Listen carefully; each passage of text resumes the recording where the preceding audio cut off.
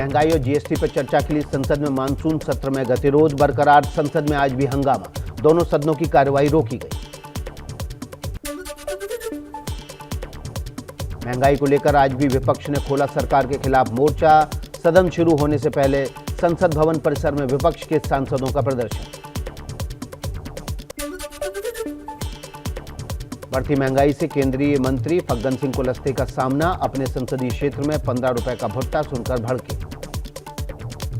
15 रुपये इतना महंगा देते हैं? 15 रुपये का है। हाँ तो फ्री में मिलता है भाई, 15 रुपये में बेचते हो, क्या कीजिए है?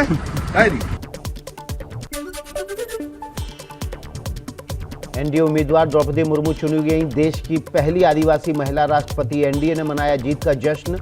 25 जुलाई को लेंगी राष्ट्रपति I पद would की also शपथ। like to convey my humble congratulations to Shrimati Draupadi Murmu, the President-elect. नवनिर्वाचित राष्ट्रपति द्रौपदी मुर्मू से मिलने पहुंचने का सिलसिला शुरू। उपराष्ट्रपति वेंकैया नायडू महामहिम के घर पहुंचे।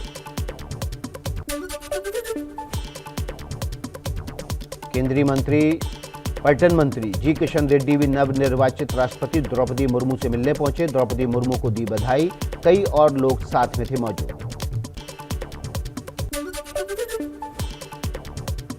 नवनिर्वाचित राष्ट्रपति द्रौपदी मुर्मू के घर जश्न का माहौल। मणिपुर और सिक्किम के 2 आदिवासी ग्रुप परफॉर्मेंस देने के लिए उनके आवास पर पहुंचे। ग्रुप के हाथ में प्ले कार्ड दिखा जिस पर लिखा था thank you India. PM Modi के संसदीय क्षेत्र वाराणसी में भी मुर्मू के लिए मना जश्न। ढोल नगाड़ों की थाप पर जमकर झूमे आदिवासी समुदाय के लोग।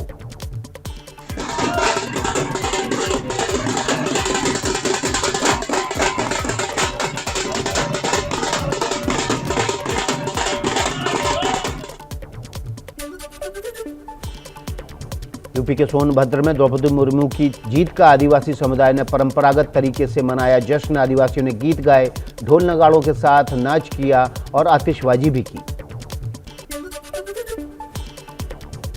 यूपी के गोरखपुर में वनगाठिया गांव में द्रौपदी मुर्मू की जीत का उत्सव। लोगों ने एक दूसरे के साथ मनाई खुशियां।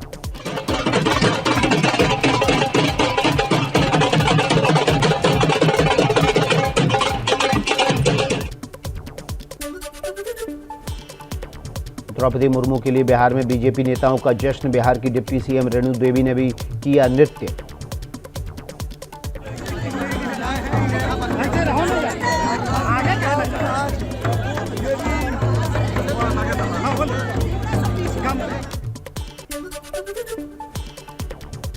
द्रौपदी मुर्मू के समर्थन में जमकर हुई क्रॉस वोटिंग। सूत्रों के मुताबिक 17 सांसद और करीब 104 विधायकों ने की क्रॉस वोटिंग। असम में 22 विधायकों ने की cross voting. PM Narendra Modi आज राष्ट्रपति रामनाथ कोविंद के लिए फेयरवेल डिनर की मेजबानी करेंगे। डिनर में कई मंत्रियों समेत बुद्धिजीवी होंगे शामिल। कई सीएम भी डिनर में होंगे शामिल। यूपी व उत्तराखंड के सीएम भी शामिल होंगे। उपराष्ट्रपति चुनाव को लेकर विपक्ष में पड़ी फूट। ममता बनर्जी की पार्टी टीएमसी नहीं करेगी वोट। पार्टी बोली उम्मीदवार की घोषणा से पहले ममता की राय नहीं। जगदीप धनखड़ और मार्गरेट अलवा के बीच है मुकाबला। नेशनल हेराल्ड केस में सोमवार को ईडी फिर कर सकती है सोनिया से पूछताछ। कल करीब 2.5 घंटे हुआ सवाल जवाब। नाराज कांग्रेस नेताओं का आज जिला मुख्यालयों पर धरना। कर्नाटक कांग्रेस नेता और पूर्व स्पीकर केआर रमेश कुमार का चौंका देने वाला बयान। कहा हमने 3-4 पीढ़ियों से नेहरू, इंदिरा और सोनिया के नाम से खूब पैसे कमाए। अब हमारी बारी है उनके साथ खड़े रहने की। अगर हम उनकी मदद के लिए नहीं आए तो हमारे खाने में कीड़े लगेंगे। अहमदाबाद में बजरंग दल ने कांग्रेस ऑफिस में लगे पोस्टर्स पर काली स्याही पोती। दीवार पर लिखा हज हाउस। गुजरात कांग्रेस के प्रदेश अध्यक्ष जगदीप ठाकुर के अल्पसंख्यकों पर दिए बयान का विरोध।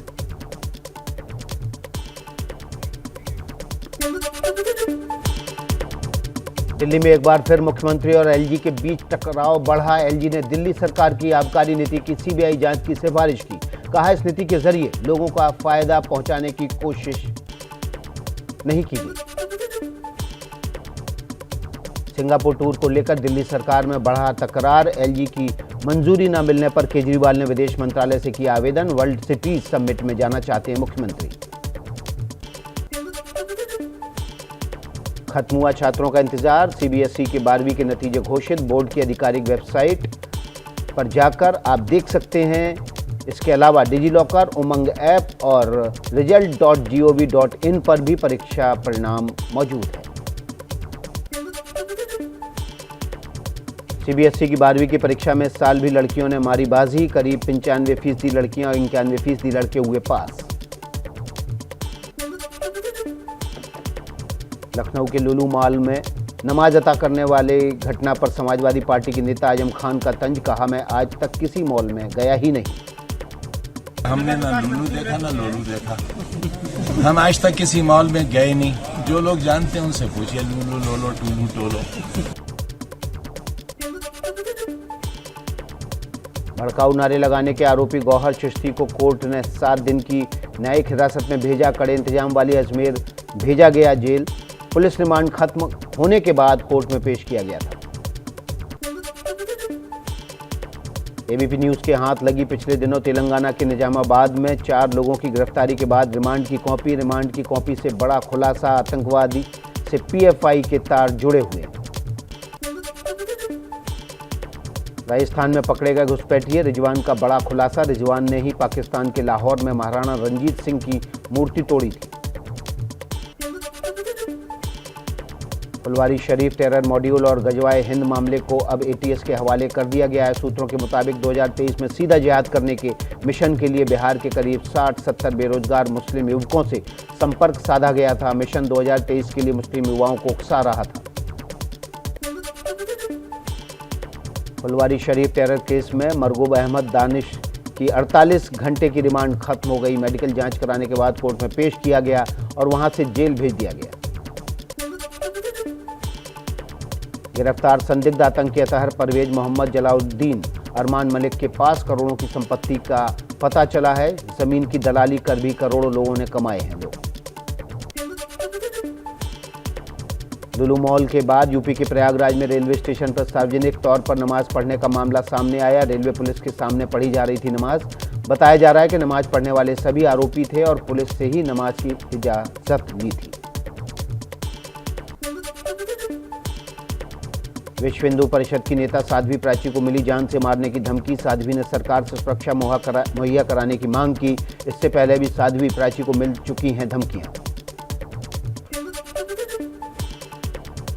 एमपी के भिंड में एबीपी न्यूज की खबर का बड़ा असर। हरकत में आया प्रशासन। अवैध रेत निकालने पहुंचे 76 ट्रक जब्त। सिंध नदी में तेज बहाव आने से रेत ले जाने आए सैकड़ों ट्रक फंस जाने की खबर को एबीपी न्यूज ने प्रमुखता से दिखाया। राजस्थान के सीकर में एसीबी की बड़ी कार्रवाई। नीम कथाना के दरोगा को 1 लाख की रिश्वत लेते रंगे हाथों पकड़ा गया। आरोपी दरोगा से हो रही है पूछताछ।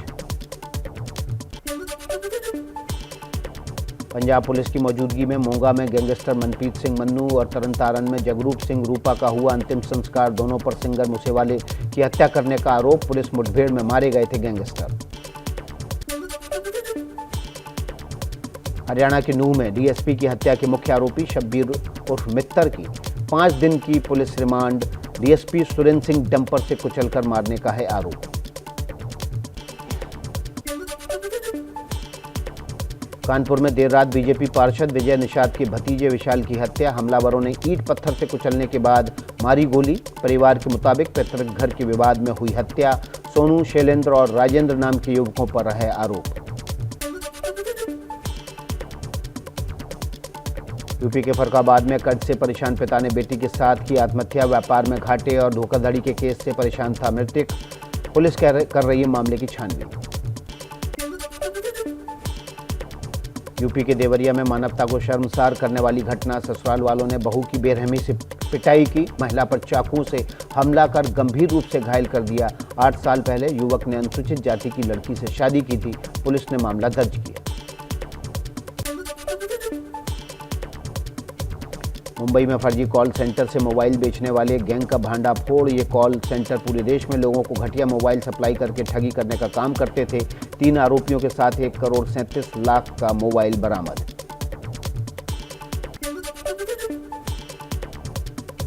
यूपी के मैनपुरी में वृद्ध के शरीर को चिता से उठाकर पोस्टमार्टम के लिए ले गई पुलिस। मृतक के बेटे ने अपने भाइयों पर लगाया था पिता की हत्या का आरोप। सूचना मिलने पर पुलिस हरकत में आई। हैदराबाद में पढ़ाई कर रहे छात्र ने YouTube पर व्यूज न मिलने पर की आत्महत्या। 23 साल के छात्र ने अपार्टमेंट से कूदकर दी अपनी जान। छात्र ने मरने से 8 घंटे पहले जारी किए वीडियो में सुसाइड नोट भी अपलोड किया था।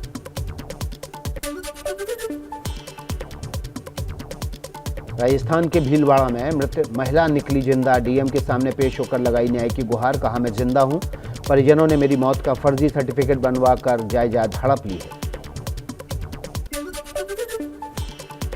स्मोकिंग जोन को हटाने की मांग वाली याचिका पर सुनवाई से सुप्रीम कोर्ट का इंकार। कहा, यह जनहित याचिका की जगह प्रचार के लिए दाखिल अर्जी ज्यादा लगती है। एयरपोर्ट और सार्वजनिक इमारतों में सिगरेट पीने के लिए बने जोन को हटाने की मांग की गई थी। जैसे ही घड़ी का काटा दोपहर 2:30 पे आए, बबीता जी का दिल सास बहू साजिश के लिए मचल जाए। और ये है इनकी बहू, पूरे दिन ऑफिस की टेंशन हो जाए गॉन जब ये करें अपना फेवरेट शो फ्री टाइम पे ऑन। इनकी तरह आप भी देखें अपना फेवरेट शो अपने टाइम पर और डाउनलोड कीजिए एबीपी लाइव ऐप अपने स्मार्ट टीवी पर।